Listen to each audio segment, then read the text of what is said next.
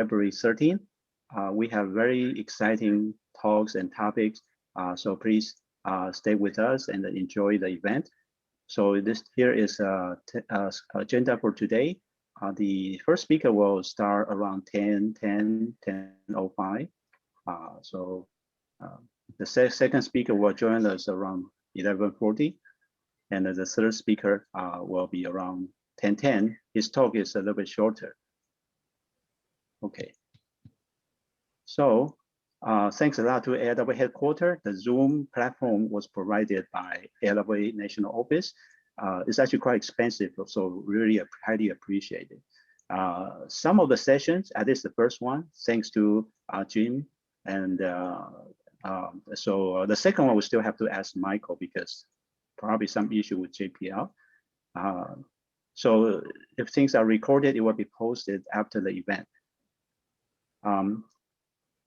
If anybody got disconnected, please keep trying to reconnect. It probably won't happen, but just a reminder, just keep trying. It won't be a permanent issue. The audio, if your bandwidth is limited, you can use the dial-in or temporarily turn off the screen video, and that will help the bandwidth. If you haven't done that, please try to sign in Zoom, or you can change the name now with your real name so we can better identify you. It will help with the arrangement. Normally in our AIAA event, we have 1 hour before and maybe 30 minutes, 1 hour after for networking. For online, it's difficult to do that. So right now for attendees, you won't see each other's name because some people don't want to be identified. It's for privacy. But if you type something in the chat room, your name will show up and people will know you are here. So people can start to chat with you and engage with the communication. For the question, you are welcome to type your question in Q&A box. It's highly preferred. But at the end of the event, please, you can raise your hand. Then we'll enable you to unmute yourself, and you can interact with the speaker, speak out your question and comments. For the security and privacy, Zoom has improved a lot. But if you still have any concern or you are working on defense contract, please don't say anything about any sensitive business or national security issue or national information. Or you can try to dial in. That might be a little bit secure according to some people, but general is not a big problem. Okay, just a few words for local aerospace. Southern California has been, it's a place with aerospace activity with great heritage and a great future. So where people, doing electric hybrid aircraft, sustainable aviation, which is a big push movement in the country, and also AIAA, and people doing James Webb Space Telescope, defense, Super Hornet, and of course the Mars 2020 going to be landing February 18, and which is also the second topic today. And of course, a lot of companies doing SpaceX, Virgin Orbit, Virgin Galactic, and the student projects. And AIAA, once you join AIAA membership, there's a great feature called AIAA Engage. You can immediately log on online and chat with expert AIAA member nationally and internationally. And there are discussion boards, great information. So please utilize that great benefit. We'll do some kind of demo event in the future so that you be more familiar with that. And try to keep people more, inspire and network together. And we have keep doing events like today, and we set for almost every Saturday. So here are some upcoming events. But you can look at our website or sign in our mailing sheets. And AIAA has different level of membership, from professional to associate. Educator is free, so you can log on, look at aiawa.org/membership. And one word I want to mention is that today all of our 3 speakers happen to be AIAA members. And our first speaker is even the distinguished lecturer. So it's really our great honor, and you can see how the membership really works. And our first speaker today is Mr. Jim Cavera. He's an AIAA member, and mostly he's the AIAA Distinguished Lecturer. He's a senior engineer from Blue Origin. He's has undergraduate degrees in optical engineering and physics, and his graduate work was in nuclear engineering and aerospace engineering, during which he explored the use of dense plasma focus devices for interstellar travel. He has served for many years on AIAA's Nuclear and Future Flight Technical Committee, and is currently its publication director. His current research is in neutronics, and I think this MHD means magnetohydrodynamics, right? Magnetohydrodynamics. Correct, yes. Okay. MHD codes for fusion device simulation. So without further ado, let's welcome Mr. Jim Cavera. Thank you very much. Great introduction there. I am going to try and share my screen. So let's see here. Share screen. We tested this out. It does work. There we go. All right. So everybody should be seeing my slides now. Yes. Great. All right. So I am going to talk to you about nuclear space propulsion. My goal is not to give an exhaustive explanation of every possible nuclear space propulsion topic. That is several days worth of lecture. Rather, my goal is to get everyone a good background in nuclear physics and what goes into making a nuclear reactor and some of the concepts in which this can be used for space power and propulsion. I'll go into some of the work that's been done before and some of the, a little bit of the ongoing research. In terms of concepts, I tend to rank things in order of scariness, from the least scary proposal all the way up to the, oh my gosh, what on earth were they thinking kind of proposals. Kind of keeping a little bit light. So in order to give this a good treatment, what we have to do is start from what we have today, start from what's known. Basically, we're always trying to fight the rocket equation for any propulsion concept.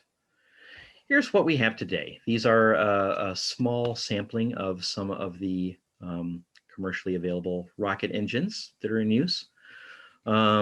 Or have historically been in use, the ones from the X-15, the Space Shuttle main engine, Space Shuttle solid rocket boosters, the SpaceX Raptor engine. Note that they have a specific impulse of 300 to 450-ish seconds. Hopefully everyone knows what specific impulse is.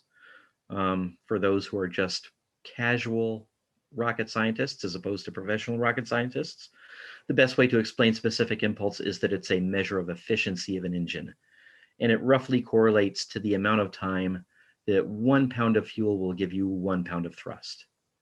So higher is better. Thrust, on the other hand, is the other measure of a rocket engine, how much stuff it puts out, how much force it can produce. And again, current rocket engines are in the hundreds to low thousands of kilonewtons.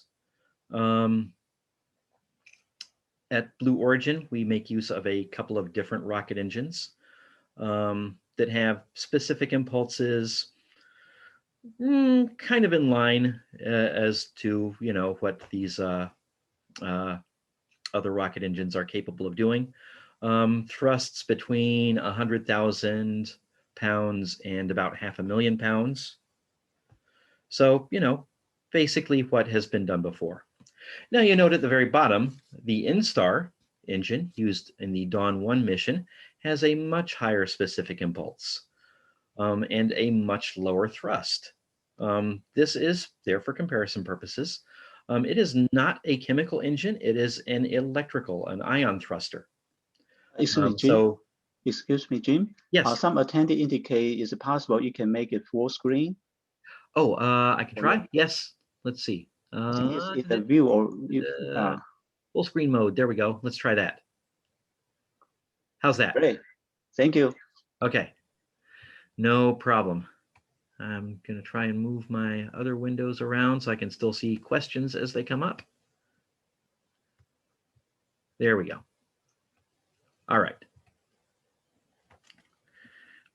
Okay, so electrical propulsion is in a different category. In general, it is much higher efficiency, but at the expense of thrust. Now, in a perfect world, what we would want is something with both an incredibly high efficiency and an incredible amount of thrust.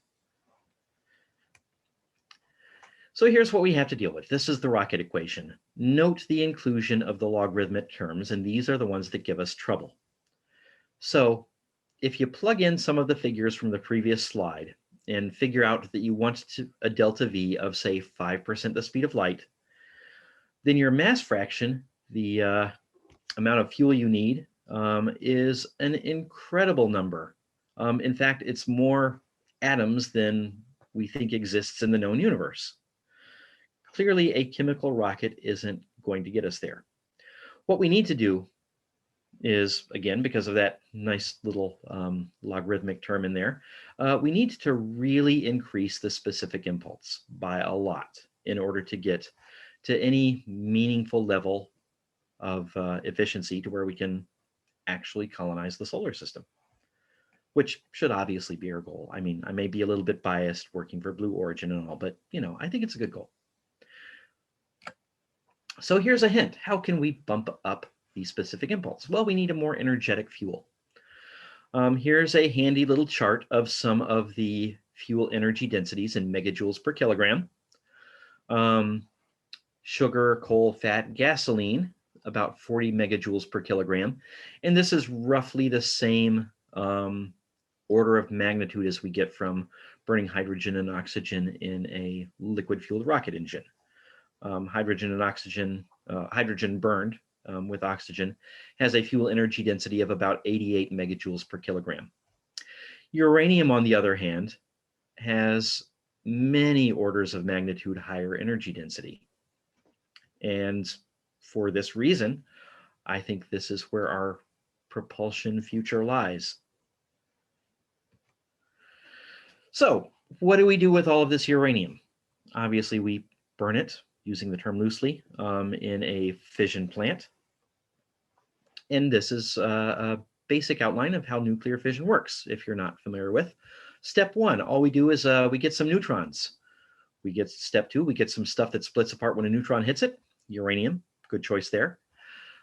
Step three, we make sure that there are enough extra neutrons liberated in the reaction that it keeps the reaction going. And then we just stand back.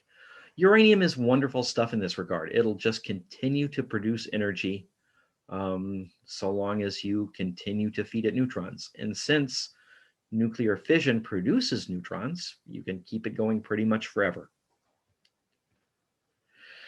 So how many neutrons do we actually need? There is a factor in nuclear science and nuclear engineering called N. Some literature calls it K effective. This represents the number of neutrons produced by the reaction divided by the number of neutrons needed to sustain it. As you can see on the previous slide, this particular little picture depicts 3 neutrons coming out and 1 neutron being used. In general, this is how it happens, but you also have to take into account the neutrons that are absorbed, the neutrons that scatter without doing anything, things like that. So that reactivity factor depends on the particular fuel that you're using, all of the materials that are used, the ones that absorb neutrons, the ones that reflect neutrons, etc., the temperature of the reactor geometry, how everything is constructed. And of course, since this is all governed by quantum mechanics, which is a probabilistic science, there's some randomness that comes into play with it. The phase of the moon, whether you've made the right sacrifices on the right days or whatever. It's, there's always a little bit of unknown when it comes to quantum mechanics.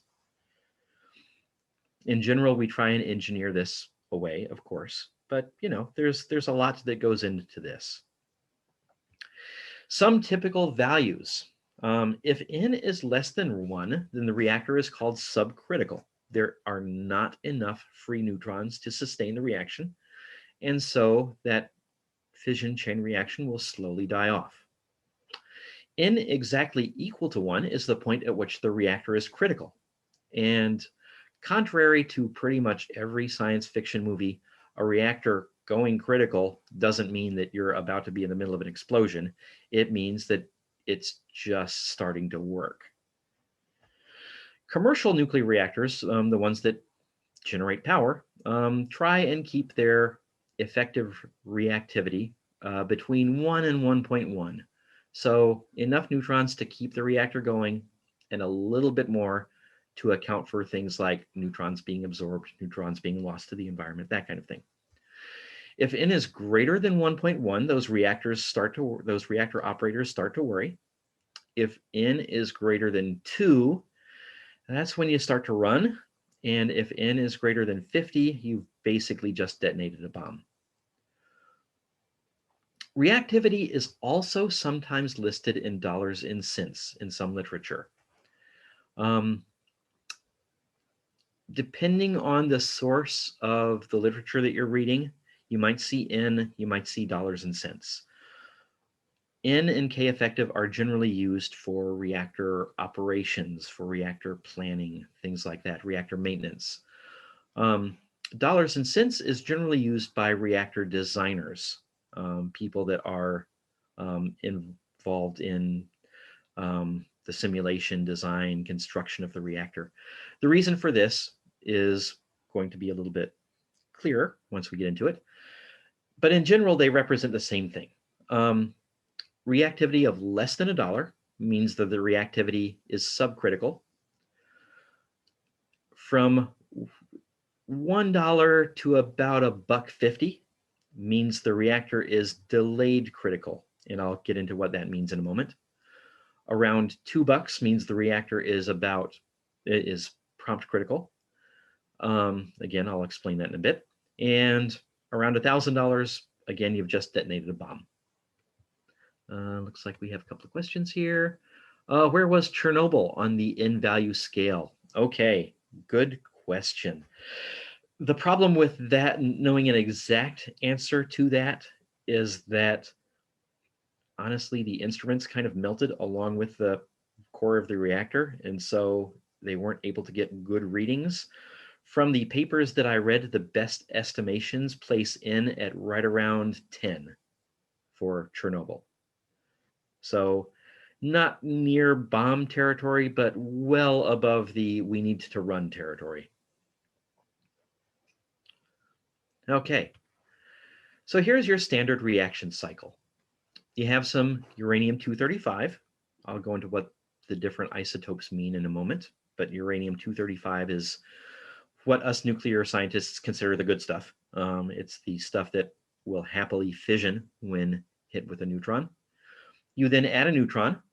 The nucleus briefly turns into uranium-236 in an excited state, and then decays into 2 other things plus some neutrons. In this particular instance on the top line, it's krypton-92, barium-141, and 3 neutrons. But a lot happens at the same time. If you've gone through a basic college chemistry course, you may recall that in college chemistry 101, they said that anytime you burn a hydrocarbon, you always get carbon dioxide and water as a result, which is kind of true, except the real world is a lot more complicated. And if it were that simple, then we wouldn't need emission controls on cars so much. You also get carbon monoxide, sulfur dioxide, all sorts of other things going on. Nuclear reactions are the same way. The simplistic picture of the top line is truly a simplistic picture, and there are lots of side reactions that are going on simultaneously. For instance, the uranium-235, when hit with the same neutron, could also just emit a gamma ray and happily stay as uranium-236. Or it could split into strontium-90 and xenon-144 and 2 neutrons, or rubidium and cesium, or whatever. And then you have to remember that all of those decay products, all of the strontium-90s and rubidium-96s, etc., are also radioactive. And so they're going to decay. For instance, krypton 92 can decay by releasing a neutron, dropping down to rubidium 91 and releasing a beta particle. Or it could release a neutron and have an excited rubidium nucleus, which then spits out another 2 neutrons, etc., and so on. So in the core of a reactor, there is a lot happening at the same time, which goes back to the definition of prompt critical versus delayed critical, as in the previous slide. So the prompt neutrons are the ones that are ejected immediately after the fission event or from the fission event. So the uranium-235 absorbs a neutron, spits out 3 neutrons, or spits out 2 or 3 neutrons, depending on what it splits apart into. These are the prompt neutrons. They come out immediately. So when a reactor, as seen in the couple of slides back, is prompt critical, it means that it is critical only relying on those prompt neutrons. Delayed critical takes into account these delayed neutrons. These are the ones that come off the fission products as they naturally decay. So when Fukushima happened about 10-ish years ago, a lot of my friends had a lot of questions for me because, you know, nuclear scientist here. They're like, well, why couldn't they just shut the reactor off? Well, you can. You can scram the reactor. You can throw in all the control rods. You can absorb all the neutrons you can to quench all of these main fission reactions pretty quickly. But all of these side reactions, all of these natural radioactive decay reactions are still producing neutrons. And so it's not so much turning off a car engine, it's more like waiting for your oven to get cool after it's been on for a long time. Let's see, I'm getting some questions here. Okay. Where was Chernobyl? Oh, no, I should mark that as answered. All right, sorry. Back to neutron land. Yeah, okay. It's good, Jim. We got the feedback that is it possible to move the cursor away from the slide? Yeah, thank you. Yes, there we go. Is that coming in too? All right. Thank you. No problem. Okay, so the bottom line is that reactions are a mess. But since quantum mechanics runs on statistics, it means it's a somewhat predictable mess. So this is a chart of all of the fission products in a standard U-235 reaction cycle as organized by their atomic number. You can see instead of just splitting apart completely randomly, the reaction tends to favor a 2/3, 1/3 split in the reaction products. So going back a slide, let me see if I can go back a slide. There we go.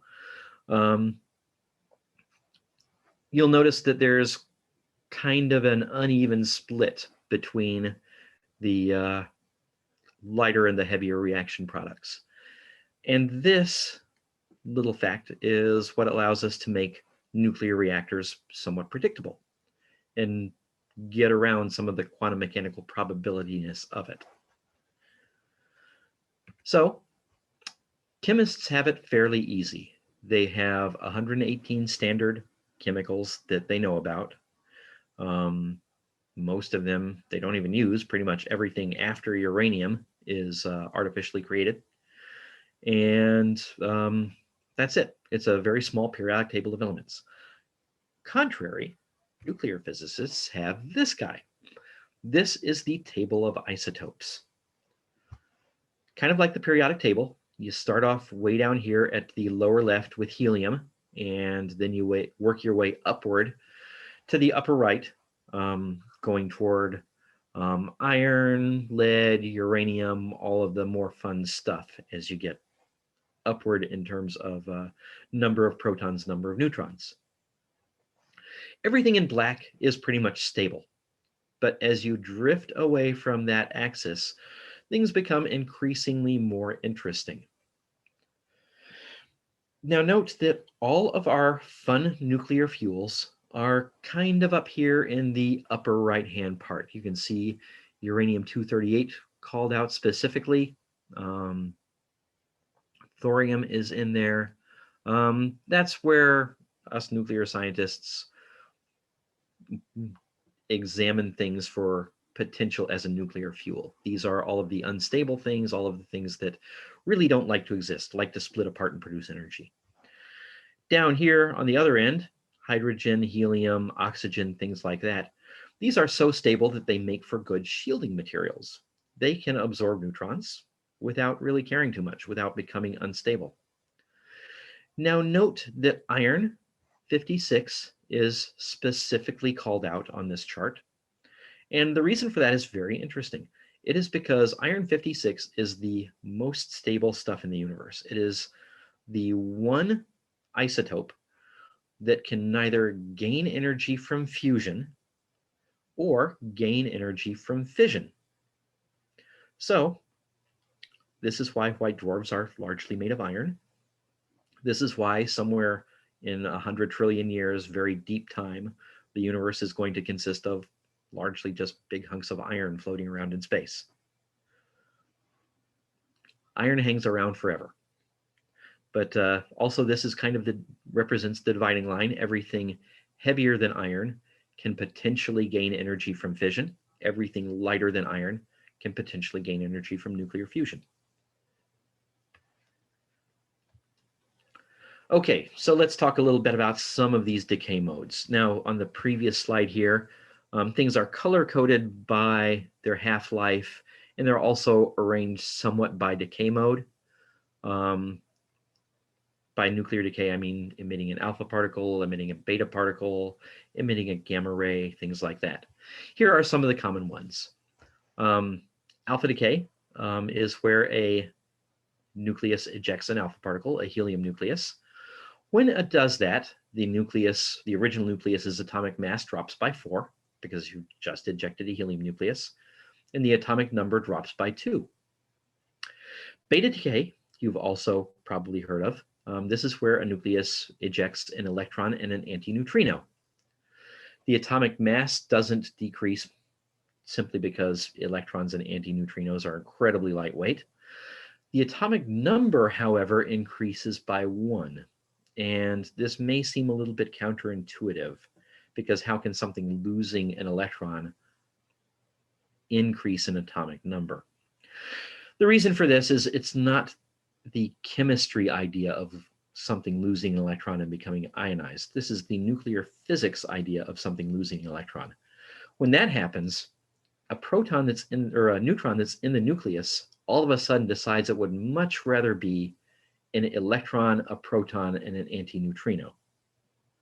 Protons being a little bit unstable, they can do that. So since this electron is coming from the nucleus, it leaves behind a proton, increasing the atomic number by 1. So inverse beta decay is just the opposite. The atomic number drops by 1, atomic mass staying the same. This is when a proton spontaneously decides that it would much rather be a neutron. So it ejects a positron and a neutrino.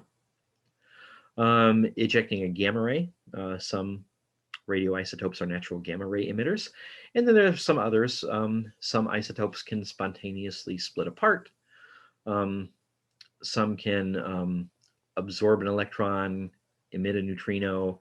Sometimes you have things that just flat out eject a neutron, eject a proton, or sometimes they split into 2 very specific components for quantum mechanical reasons. Everything below fission is kind of a special case. All right, so we have these isotopes that we would like to use because they are incredibly energy dense. Again, uranium has many orders of magnitudes more density, higher energy density than the best chemical fuels that we can use. But all of these isotopes produce varying amounts of radiation that we're going to have to shield against, because ultimately we want to put people on our spacecraft. So a little bit about radiation shielding. This is kind of a different things for different situations sort of application.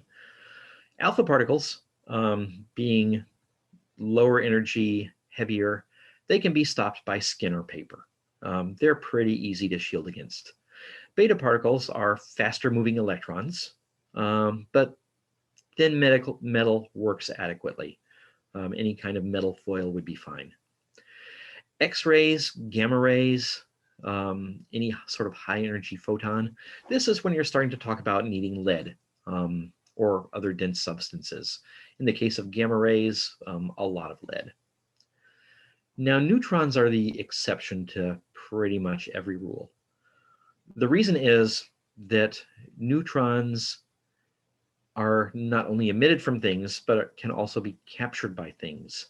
And then those things that, those nuclei that do the capturing can spontaneously transmute into other things that we may not necessarily want. This neutron capture is based off of the energy profile that those neutrons have, the average amount of kinetic energy. Thermal neutrons are the lowest energy. They are around 1/40th of an electron volt in terms of kinetic energy. They are called thermal neutrons because this is about the same amount of energy that a gas at room temperature has. Low energy, slow neutrons are up to about 10 eV, medium energy, about 100 times that. High energy, about 10 times that. So, faster than that. Note that these are really not hard and fast categories. You'll see in literature people talking about low energy neutrons, medium energy neutrons, high energy or fast neutrons. These can mean different things depending on context, so there are not any real hard dividing lines. The important thing to know is that different materials have different capture cross sections, different probabilities of capturing these different speeds of neutrons. And effective shielding comes from choosing the materials that really like to capture the particles that you're expecting. Getting a question. Let's see. Okay. Let's try. There we go. So here's a random fact that actually does come into play later. Don't worry, going somewhere with this. Physicists like to have fun with units. Chemists are stuck with really long chemical names. Biologists have to learn Latin, things like that. Us physicists, we get to have fun with things. So 10 to the minus 28th square meters used as a unit of area is called a barn. And yes, this does in fact come from the can't hit the broadside of a barn expression. Since physicists also needed something smaller than a barn, a microbarn is also referred to sometimes as an outhouse. Yes, you will see these in serious scientific literature. When it comes to fusion reactions, one shake is about 10 to the minus 8 seconds. This comes from shakes of a lamb's tail. A jerk is 10 to the 9th joules. And yes, jerks per shake is a perfectly well-defined unit equal to a petawatt. One foe, which is short for 10 to the 51 ergs, is the amount of energy contained in a supernova. And while we're mentioning fun units, you will sometimes see in nuclear literature 1 BED, 1 banana equivalent dose, or the amount of radiation that you get by eating 1 banana due to the presence of radioactive potassium. And then, of course, one of my favorites, which I've been told is actually in active use at JPL, 1 Pirate Ninja is equal to 1 kilowatt hour of energy over the course of 1 Martian day, as mentioned in the book The Martian. So yes, lots of fun units. We are going to be making use of barns and outhouses. Now, even though these units are actual cross-sectional area measured in square meters, we're really going to use them more in terms of a measure of probability, the amount, the chance that a reaction will actually happen. So in general, control, generation, and absorption of neutrons is called neutronics, which is a lot like electronics except dumber. And the reason that it's dumber is that we don't have the neutronic equivalent of a diode or a wire or a printed circuit board or anything like that. Electrons we can control very well. Neutrons, we have to kind of arrange materials and hope. So in designing this set of materials that we're going to arrange into a nuclear reactor, bear in mind that the chemical properties of whatever materials that we are using is totally irrelevant. It's only the nucleus that matters. If you're designing a reactor and you're wanting to use carbon as a reflector, it does not matter at all if that carbon is graphite, diamond, or just, you know, a block of carbonized sugar for whatever reason. The important thing is that it's actually carbon-12 and not some other kind of carbon. Likewise, neutron absorbers, hydrogen is a popular one. Guess what? Water has a lot of hydrogen. Polyvinyl chloride has a lot of hydrogen. Plastics have a lot of hydrogen. It doesn't matter what form that hydrogen is, so long as you get the hydrogen nuclei in the right place at the right time and doing the right thing. Okay, so now that we're talking about materials, talking about neutron absorbers, neutron reflectors, it's important to note that whenever I say neutron reflector, it's not a reflector so like a mirror. Don't think of it in terms of that. Think of it as being a reflector more like a white wall is a reflector. It's more of a scattering than any sort of actual optical reflection. We don't know of anything that's the neutronic equivalent of an optical mirror. Okay, other classes of materials. Fissile, sometimes called fissionable, are the things that can undergo fission when hit with a neutron. So uranium, plutonium, that kind of thing are the most common materials. Now, the cross-section of uranium-235, the stuff that we most use for our nuclear reactors, is around 600 barns to slow neutrons. 600 barns is, in terms of probability, pretty much a sure thing. It's kind of absolutely going to happen if it's above about 10 barns. If it's around 1 barn, it's kind of sort of a 50-50 chance. Again, these aren't hard and fast numbers. If it's a millibarn or a microbarn, it's probably not going to happen. So just so that you're keeping scales in mind when we talk about cross-section and reaction probabilities. So fertile materials are things that can be converted into something that is fissile. So you may have heard about thorium reactors. The thorium fuel cycle is different than the uranium fuel cycle. In the uranium fuel cycle, in the U-235 fuel cycle, U-235 is struck directly with a neutron and fissions right away. Thorium, when it is struck by a neutron, it turns itself into uranium-233, which can then be hit by another neutron and fission occurs.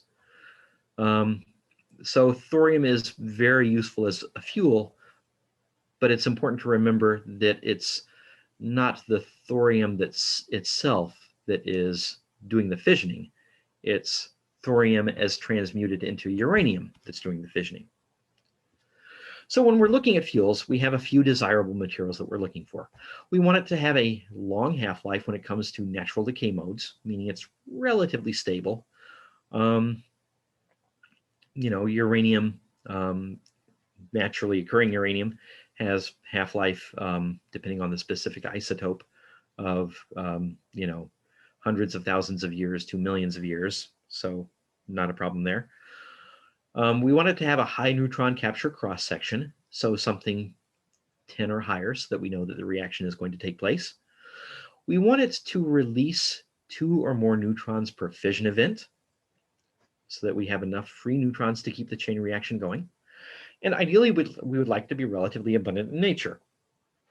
Things like uranium, thorium, though they're not metals that you can find on every corner necessarily, they are fairly common.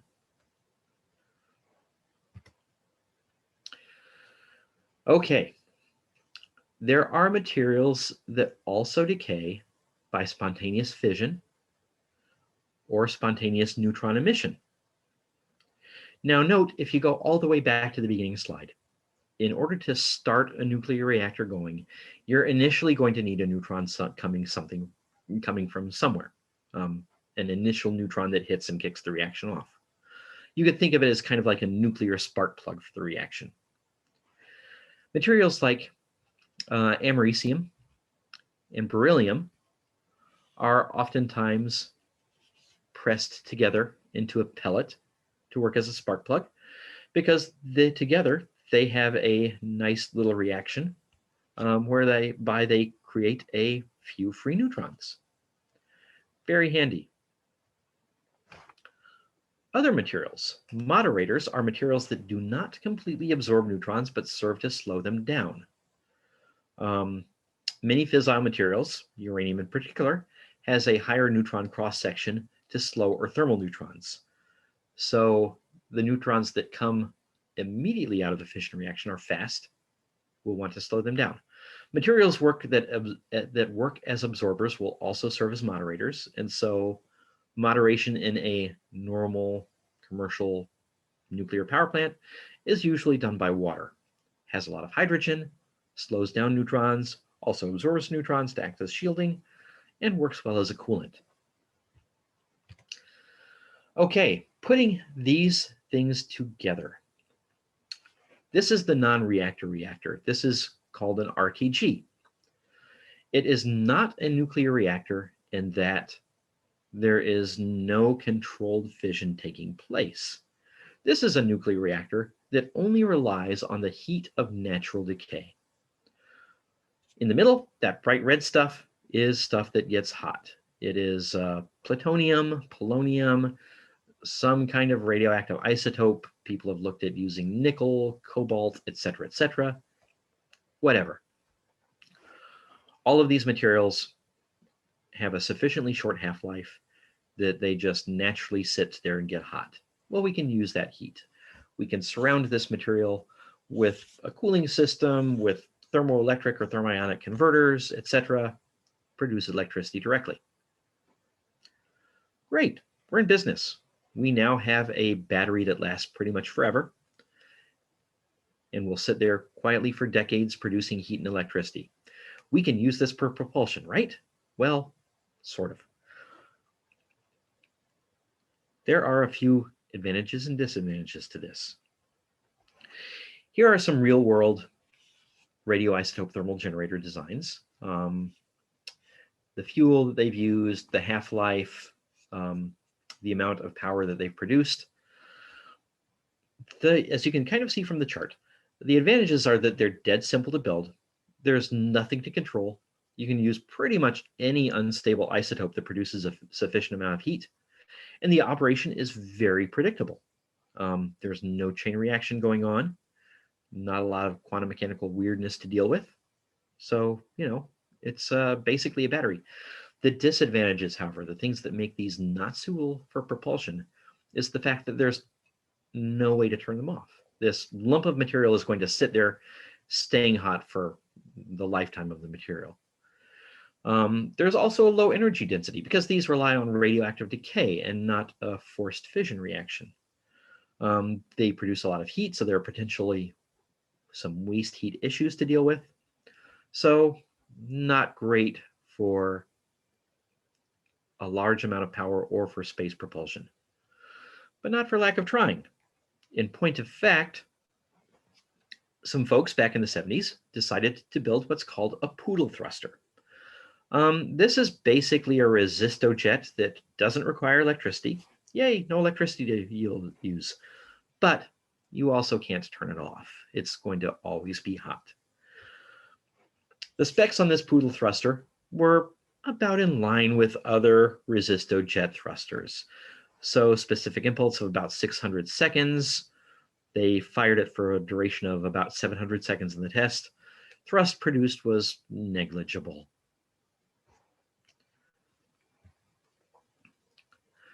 Okay, let's see.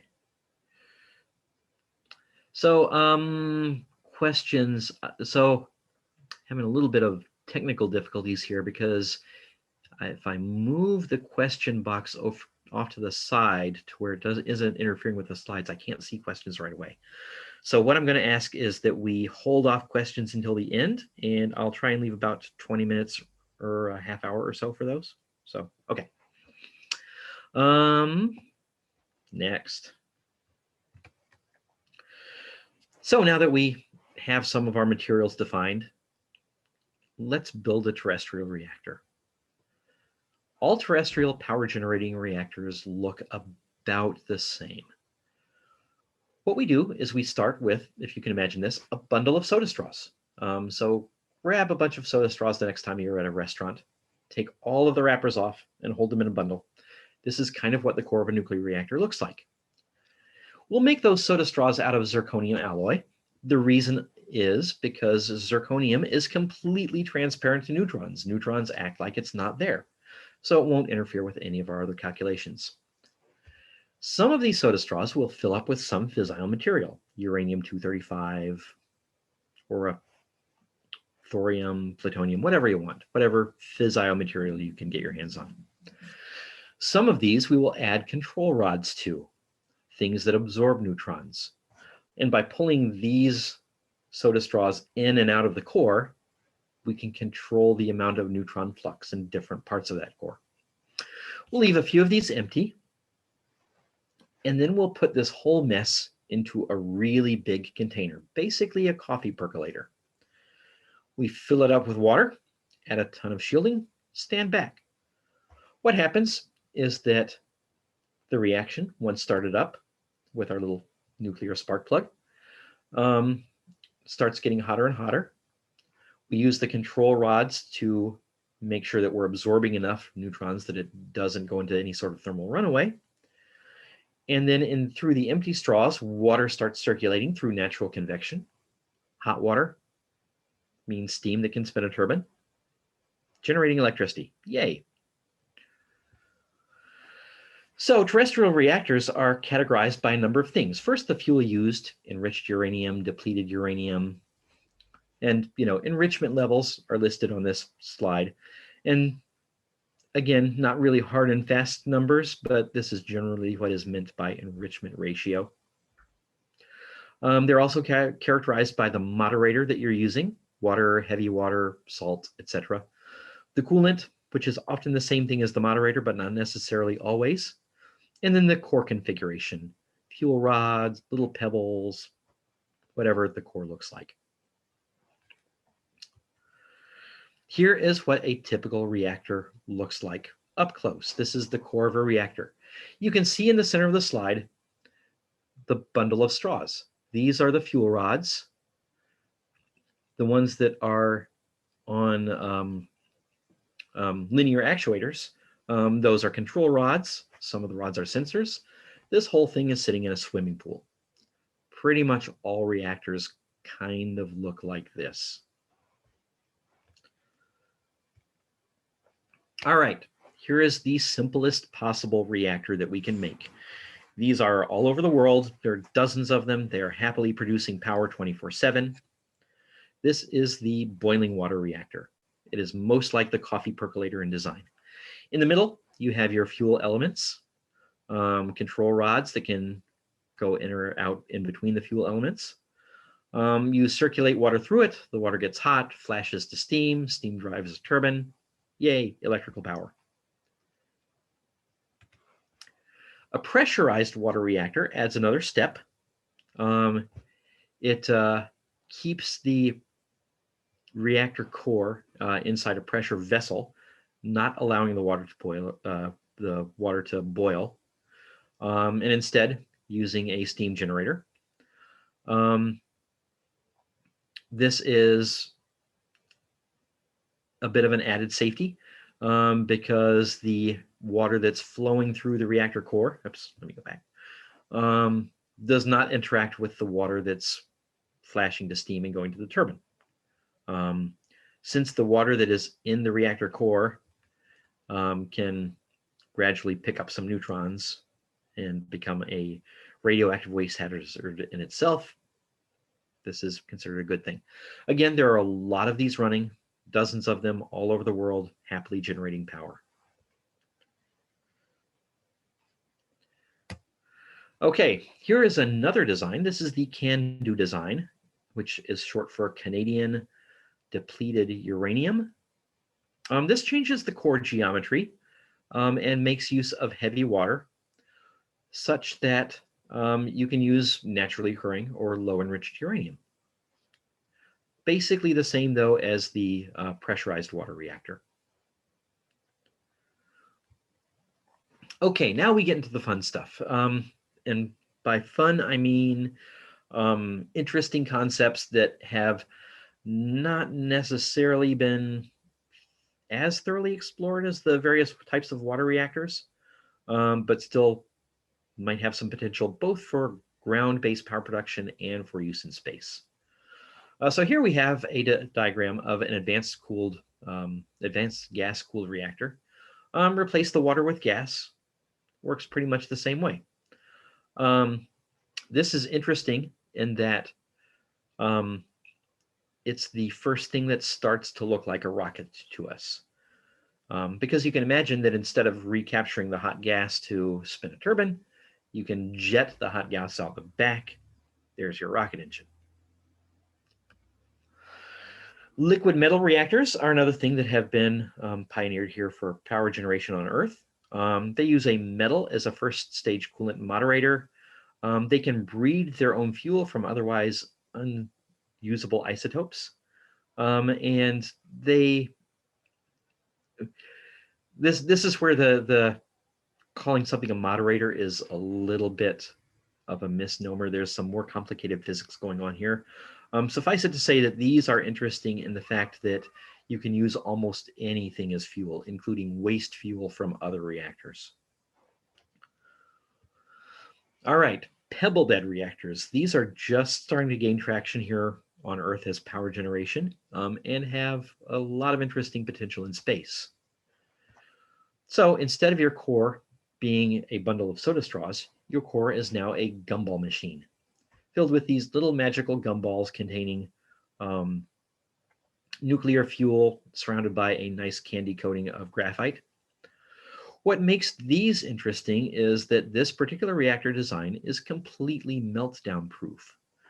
The reason is that it is kind of automatically controlling. If you imagine this big pile of gumballs or ping pong balls or whatever kind of thing you want to use, as they get hotter, they want to expand. As they expand, they push each other away a little bit further, which means that the average density of the fuel goes down, which means that there are fewer neutrons being captured, which means that it cools down slightly. So they get up to a certain temperature, and then they want to maintain that temperature pretty much forever, all by themselves, no active control, no moving control rods in and out needed. So very interesting idea that is starting to be explored, not so much in the United States here, but there are some research reactors around the world that are looking into this concept. Aqueous core reactor. This was an interesting one that was tested out at Oak Ridge. This too I'm including, not because it's seen a lot of use on Earth. In fact, they only built one test reactor at Oak Ridge, but because there are some interesting parallels for use in space propulsion to this particular reactor design. So instead of the core being a solid with the soda straws, solid fuel, that kind of thing, the core is a liquid mixture of uranium salt and water, and control is accomplished by adding other salts or submerging control rods or somehow changing the actual chemical density in this vat of fluid. Again, not really ever used on Earth except in one instance as a research reactor, but some interesting parallels as to what we can do in space, and I'll get into that a little bit later. The TRIGA reactor is an interesting concept. There are a lot of these in the United States. TRIGA stands for Training and Radioisotope Generation General Atomics. I think that's the acronym. Anyway, these, instead of being a static core configuration, what they do is they rapidly fire fuel rods through a static core. This means that those N factors, that reactivity factor, can be phenomenally high. It can go up to 50 or 100 or better, but only for microseconds at a time, which keeps the whole thing from turning into a bomb. And this offers a really interesting opportunity for propulsion. Okay, so I have a video about this, which I am going to try to share. Let's see. Please, can I share this window instead of the other window? Yeah, Jim, you probably have to use the green share button again. Yeah, I think so. There we go. Share that window. All right. So hopefully everyone sees a black screen with a video on it right now. So this is a video of a Triga reactor being fired. And I think I have it up right up before it fires. Jim, full screen if possible. Oh, yes. Let's try full screen here. Okay. There we go. Let's try this.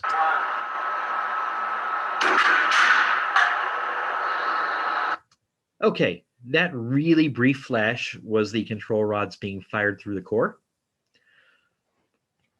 And you can see the reactor core design very nicely in this picture. The bundle of soda straws, that kind of thing. You will also note this nice blue glow coming from the Cherenkov radiation as the electrons that are released from that nuclear reaction are forced through the water at speeds faster than light. Very interesting. Jim, some attendees mentioned, could you play that again and also make it real full screen in the view menu? Yeah, let's try the real full screen interface. That a little bit better? Or I think maybe it's in the video or playback. Right, here we go. Yeah. That's the one. All right, so I'll rewind. Play again.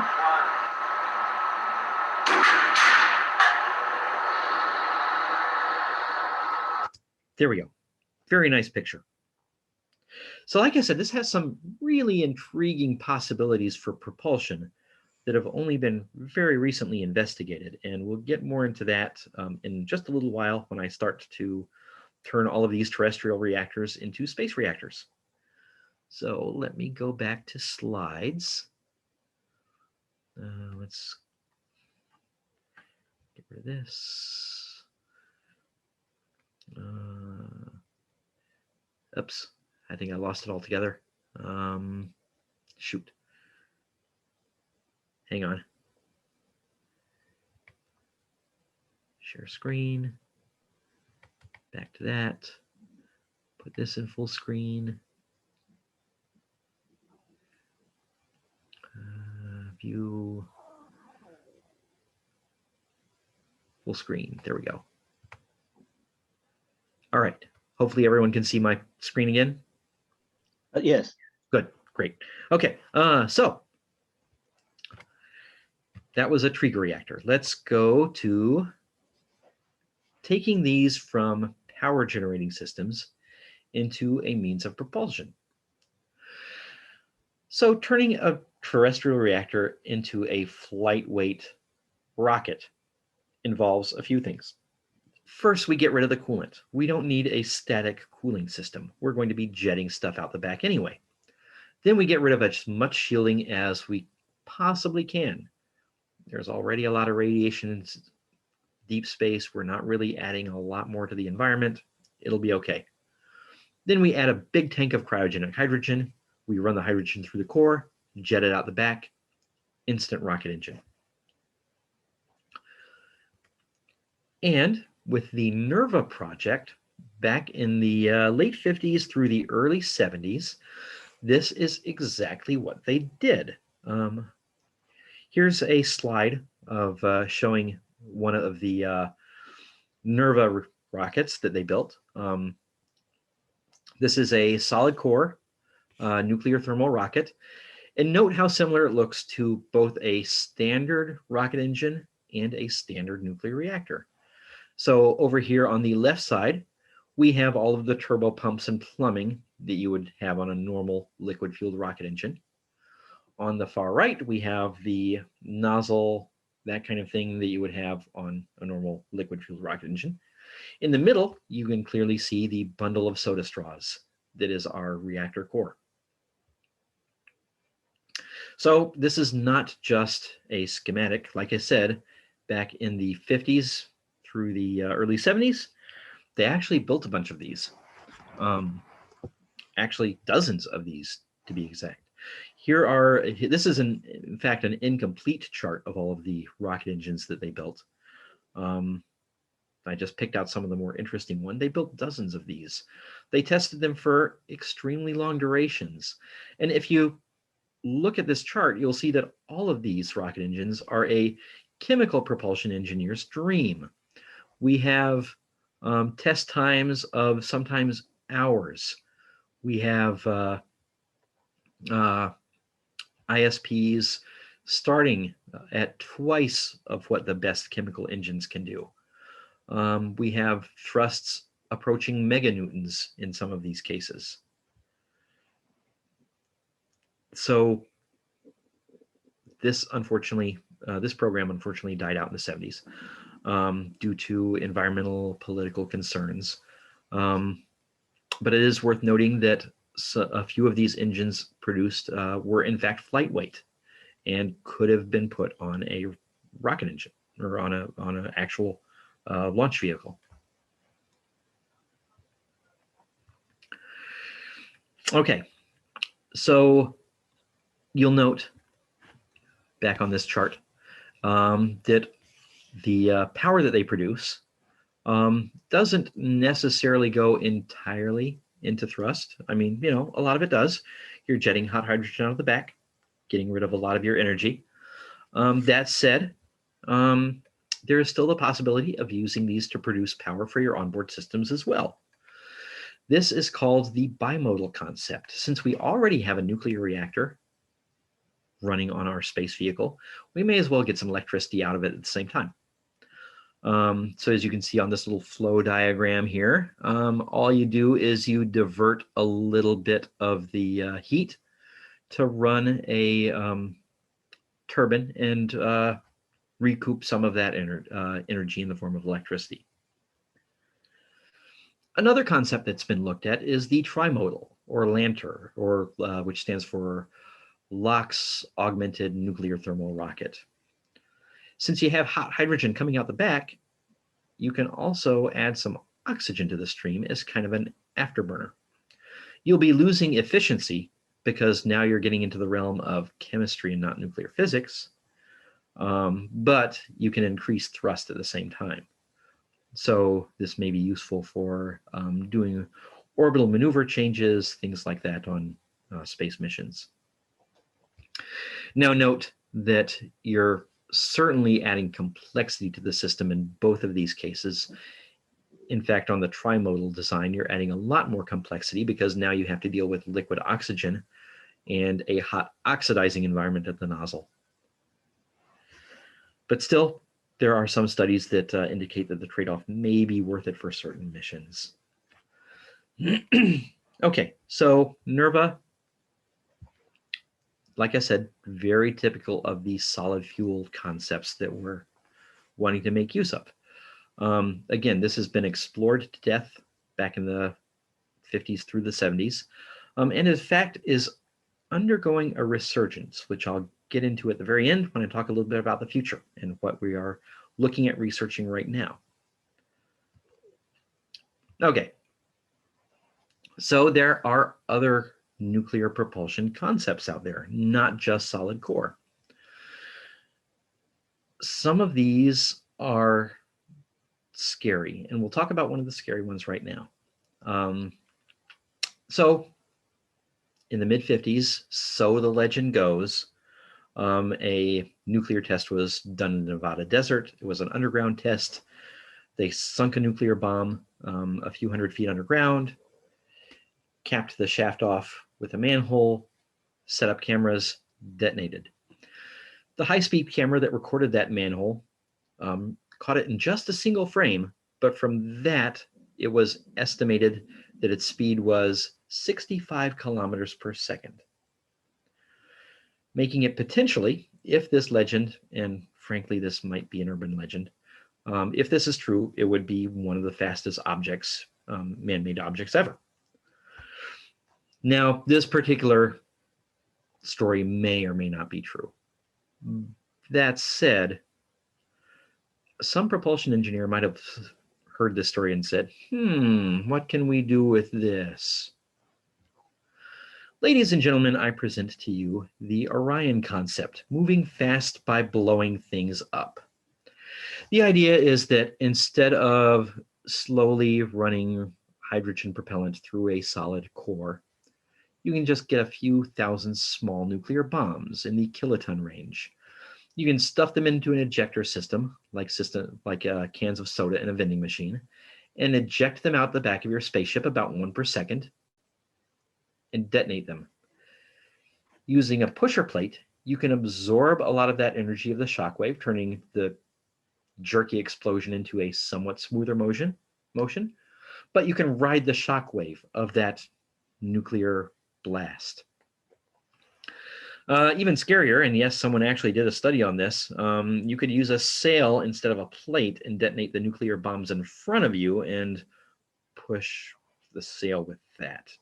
Nuclear engineers can go a little bit crazy sometimes, particularly when thinking about in terms of space propulsion. All right, so unlike other rockets, the Orion system is easy to scale up. You add more bombs, you make them bigger. That's about all there is to it to make these things huge. ISP is huge. It's an incredible number, 50,000 seconds, because you are in fact riding a detonation wave, which works completely differently than static combustion. Thrust can be in terms of meganewtons, because again, riding a nuclear blast. On the downside, this requires an incredibly massive vehicle. You need a lot of shielding, you need a lot of mass to absorb all of that energy. And the environmental impact, well, yeah, this is not the thing to launch from a surface of a planet. This is possibly for use in space, maybe, if you're that daring, but you would never want to leave the surface of the Earth with this thing. Oops, too fast. Okay. A few Orion designs in ascending order of crazy. Like I said, this is not a small system, and in fact, really likes to be scaled up because the more mass that you have, the better able you are to ride a shockwave, the more like normal fluid motion that kind of thing becomes. So the smallest that was devised, the smallest Orion vessel, had a diameter of 20 meters, ship mass of 300 tons, used 25-ton yield bombs and about 500 of them. That was the smallest as they figured that they could make it. Note that this is much larger than most rockets are now.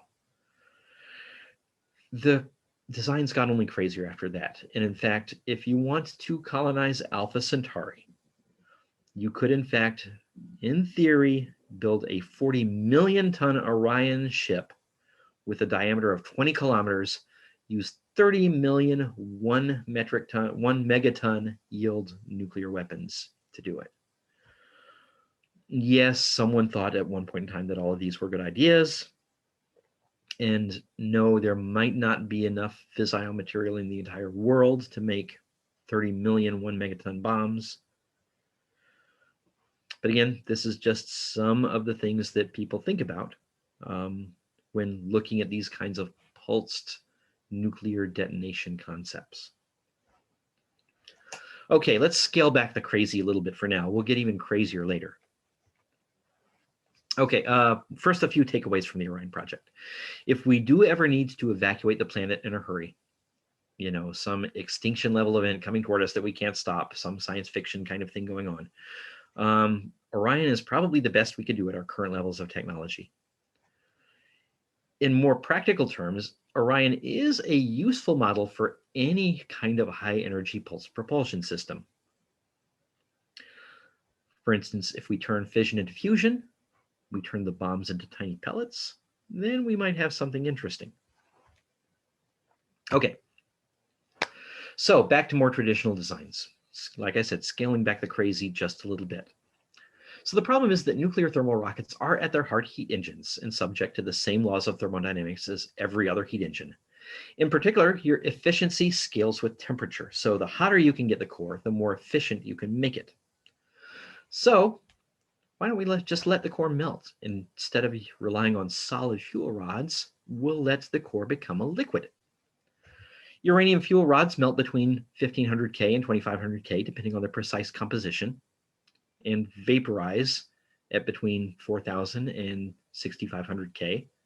So if we can keep that temperature in that range to where they are liquid but not yet vaporized, then maybe we can increase the efficiency of our engine even more, even over the baseline NERVA design. Now on Earth, it would be disastrous to let a nuclear core melt. But on space, where you don't have so much gravity to deal with, there are some interesting possibilities. Maybe you could spin the chamber and hold the nuclear fuel in by centrifugal force. There are a lot of interesting ideas as to how to contain a liquid nuclear fuel and keep it separated from the hot hydrogen that you want to use as a reaction mass. Okay, so since we're already trying to keep liquid uranium contained, why don't we just let it vaporize? So a liquid core reactor can give you an ISP of about 1500 seconds, about twice what a solid core reactor design can do. If we just let the uranium vaporize, we can bump that up significantly. So fuel is around 7500 K and injected as a wet vapor. ISP is now bumped up to 2000 seconds. Now, of course, we have the added difficulty of keeping the vaporized fissile stuff from escaping our reaction chamber along with the hot hydrogen. But since we've come this far, why don't we just turn up the heat a little bit more? This is the gas core or nuclear light bulb. So instead of using vaporized uranium, what we do is we use uranium hexafluoride gas, pressurized uranium gas. This is contained in a quartz bulb that has a melting temperature right around 6,000, 8,000 K, depending on exact geometry and composition. Hydrogen is passed around the bulb, hopefully fast enough to keep the quartz from melting. ISP is bumped up to 5,000 seconds, and thrust can be in the meganewton range. But there are serious engineering problems to contend with. First of all, you have to absolutely keep that quartz envelope from melting, which means you have to be circulating hydrogen propellant through that system as fast as possible to get rid of as much heat as possible while the reactor is in operation. Since the reaction mass, or since the core, rather, the reactor core is a gas, you're going to have difficulties with moderation. You're going to have difficulties with throttling the reactor. Still, from a strict engineering standpoint, this is possibly the best that we can do in the short term. Thrust in the meganewtons, ISP of around 5,000 seconds. This nuclear light bulb engine could theoretically get us to any point in the solar system in a matter of months, even the gas giants. So, you know, very great from a mission design perspective. Okay. All of these previous reactors, barring Orion, are heat engines and are subject to the laws of thermodynamics. But what if we could just ditch the laws of thermodynamics altogether and not tie efficiency of our engine with the heat of the core? So let's go back to Traeger reactors. Every time they pulse, they generate as many prompt neutrons as a nuclear bomb does. What if we try and capture these neutrons by a propellant with a high cross-section, like hydrogen, for instance? That propellant can theoretically gain more energy than would be allowed by standard heat transfer. So your output fuel can be much hotter in terms of kinetic energy than the reactor core itself. This could, in theory, give you an ISP up to about 1 million seconds. Now note that there are not very many papers on this particular topic. Some of the ones that are there are classified. And this is a relatively new concept in terms of exploration. The earliest paper I was able to find came out in 2011, I believe. Still, if we want to decouple our engine efficiency from our engine temperature, this is one potential way to do it. Okay, while we're discussing that, why bother transferring energy at all? Excuse me, Jim. Yes. Around 20 minutes left, so you may okay. Yeah. I'm almost there. I'm going to wrap it up here soon. Okay, thank you. So a fission fragment rocket, instead of bothering to transfer energy, just jets out the fission fragments. All of those krypton and rubidium nuclei, all of the free, alpha particles, beta particles, etc., that are produced in the fission reaction itself. Jet them out the back. That is your reaction mass. On the upside, ISP is incredible because these particles are traveling at near the speed of light. So your effective exhaust velocity is huge.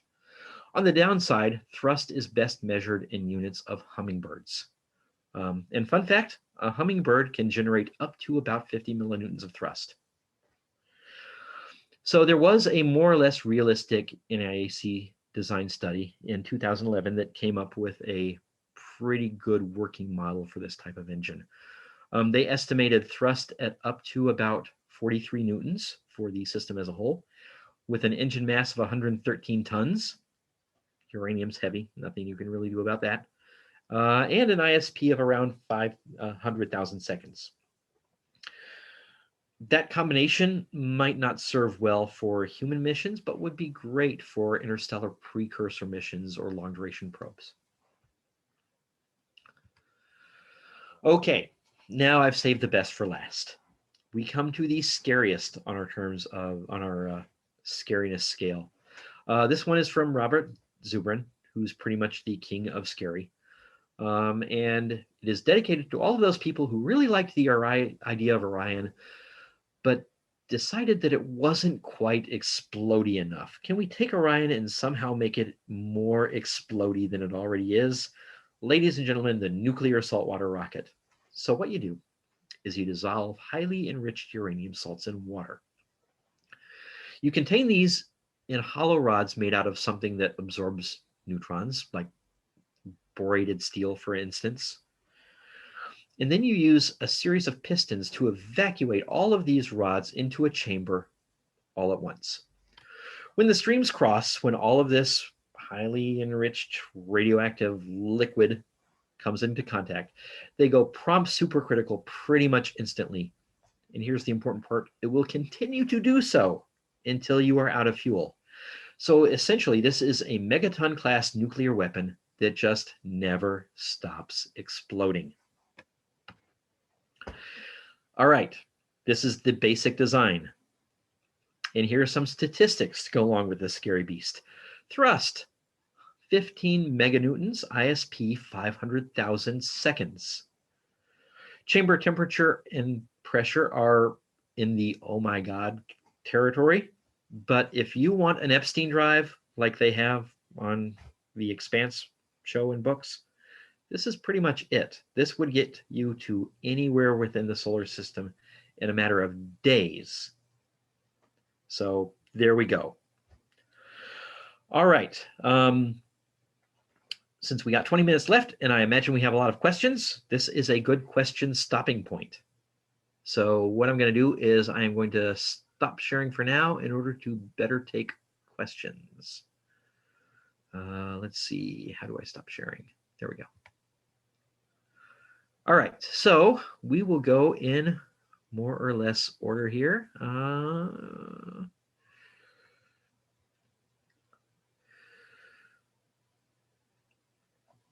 Okay. Triga by General Atomics Corporation, manufacturer of Predator and Reaper. Yes, it is the very same General Atomics. Fun fact, they didn't start off making drones. They started off making stuff for the nuclear industry. That is why they are called General Atomics. So yeah, in fact, Freeman Dyson, one of the pioneers of the Orion concept, was more or less on, permanently employed by General Atomics during his working career. So yeah, they are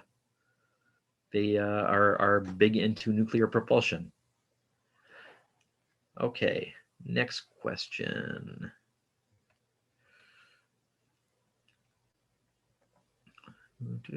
Okay, what is the size of the Nerva rocket? So the size of these, so they did all the way down to the smallest being a flight weight rocket, the NTX series. That was approximately the size of Space Shuttle main engine. Now, of course, you have a big tank of hydrogen feeding into it.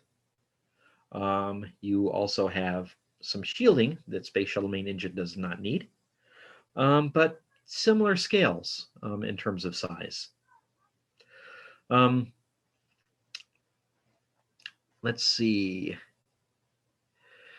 Anything derived from the Peacemaker nuclear propulsion modified bomber? Okay, there are. And this is something that would be very hard for a regular person without clearance to find any information on. And okay, so there are some things that I can say about this because they've been made public. There was an experimental nuclear reactor made for propulsion purposes. It was about the size, and this was in the late 90s, early 2000s. It was about the size of a 55-gallon drum, and it's produced about 1 gigawatt of thermal power. Different than electrical power, different than jet power, of course, but thermal power, it produced about 1 gigawatt. In that compact package, it was a reactor specifically meant for propulsion. But of course, that size did not include the amount of propellant needed to feed it, nor did it include any kind of shielding considerations. That was just the size of the core. But yes, there has been work done taking some of those designs and modernizing them. You would be hard-pressed to find information on it. Okay, was this before Chernobyl? Yes, a lot of this research was done before Chernobyl. Chernobyl did put kind of a damper on nuclear propulsion and power research for a while, but it is really starting to pick back up again. Even in just the last decade, things are starting to move away from paper and into the real world once again. In fact, you may have heard about the kilopower reactor. That is a reactor that has been built. It is now being tested. Testing fully fueled even in the deserts of Nevada.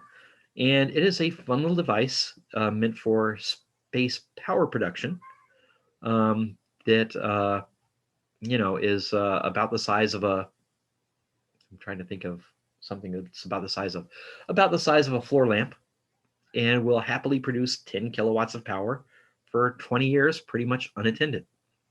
So yeah, there's a lot of research into this that's going on right now, and we're really, with some renewed support from NASA and the Department of Energy, we're really on the cusp of a new golden age of space nuclear power and propulsion. Okay, let's see. Next question.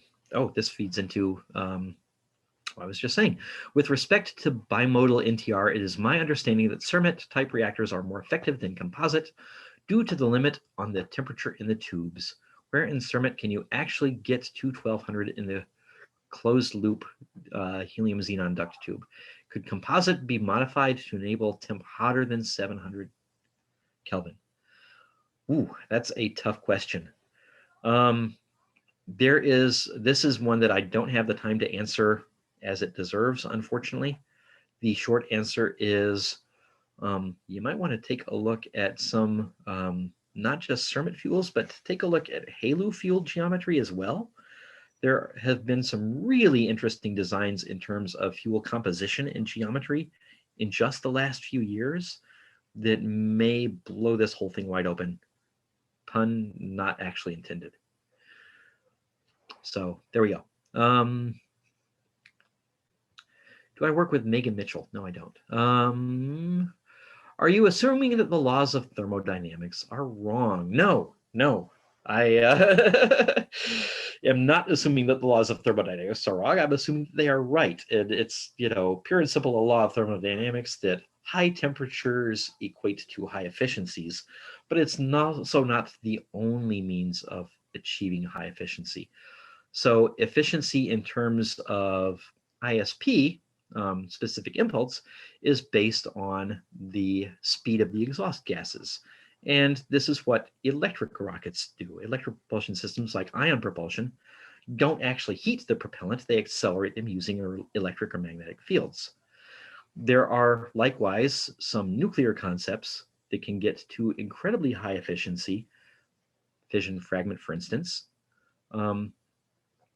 not because they're making anything hot necessarily, but because all of the stuff coming out the back just happens to be going very fast. So that particular point has nothing really to do with the laws of thermodynamics. Okay, mentioned that the Orion concept has environmental issues when launching on the Earth. Are there any environmental issues with other ideas? Yeah, unfortunately a lot. And most of these ideas are being looked at not for getting off the Earth, but for in-space propulsion only.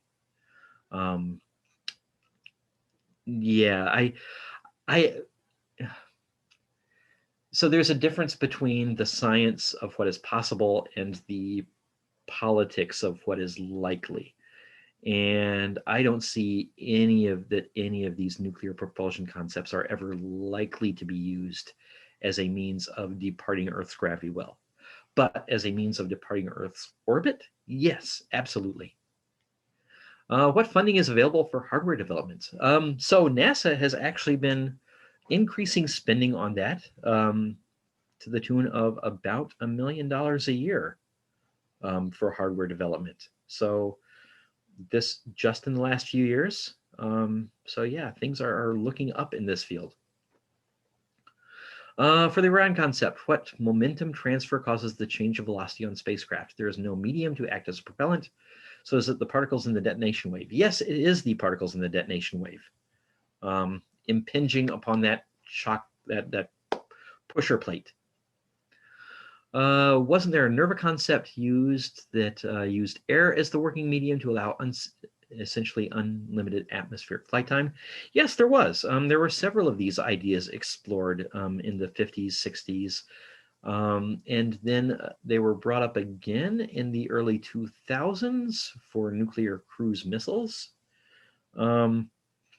They haven't gained a lot of traction, mostly because of the environmental and political concerns. But yeah, it's absolutely a possibility from a physics and engineering standpoint. Okay, which of these concepts are more manageable when we reach our destination and are no longer putting energy into exhaust?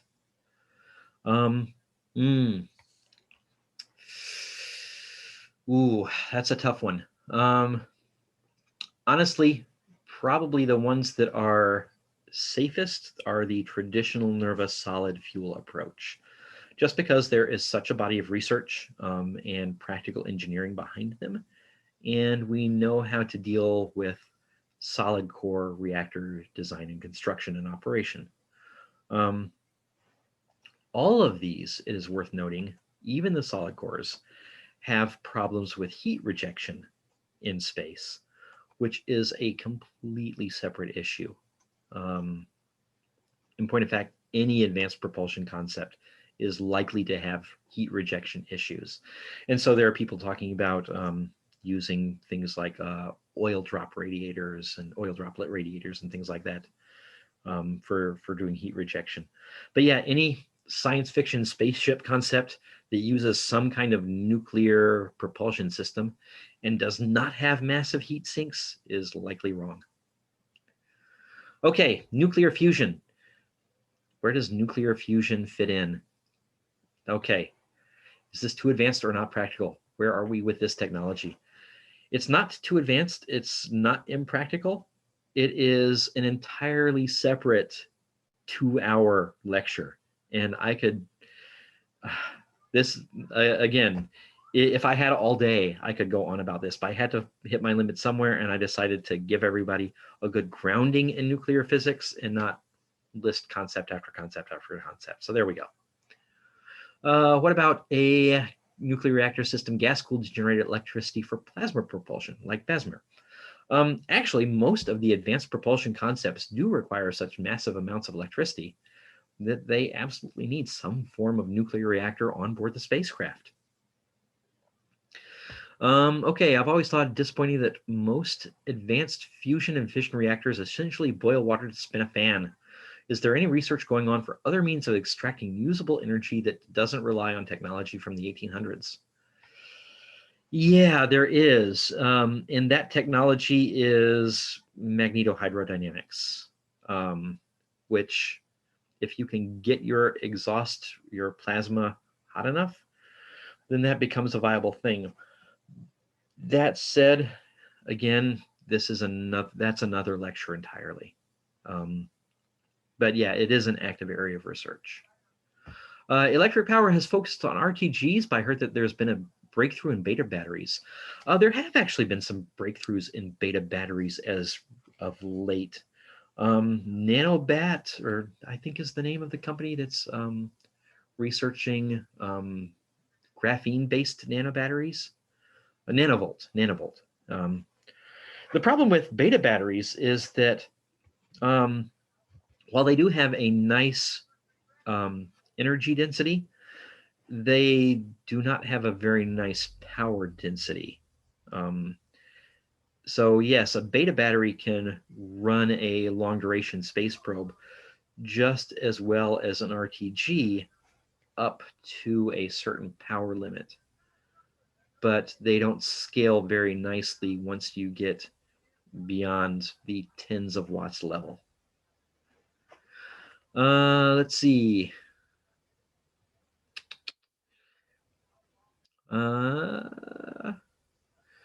Okay, what kind of setup reactor does the Russian nuclear cruise missile use? From what little we know and what little you can find from public sources, it's basically a solid core NERVA design, but one that is air breathing as opposed to hydrogen.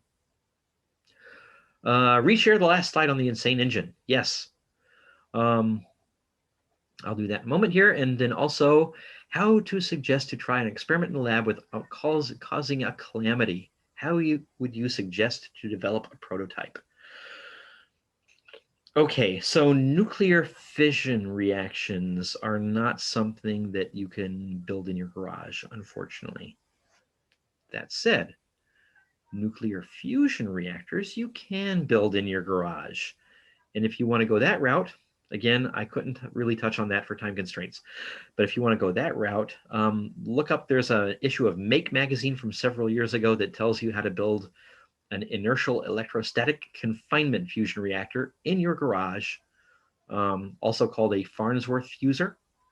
I myself actually have a small dense plasma focus device that I play with that's in the kilojoule range. So yeah, fusion reactors, build away, have fun.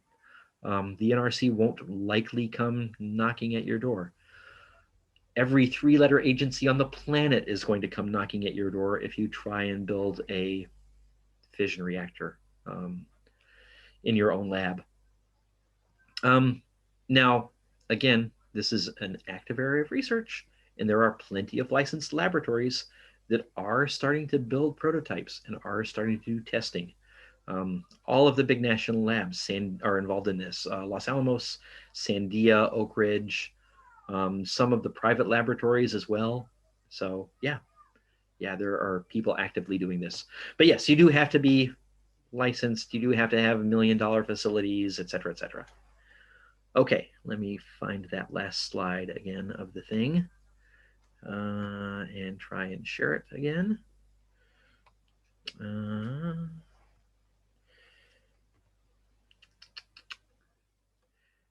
Okay, share screen. That one, share. There we go. Okay, and as the saying goes, thank you for coming to my TED Talk. I think I ran over by a few minutes, but hopefully we can roll with that.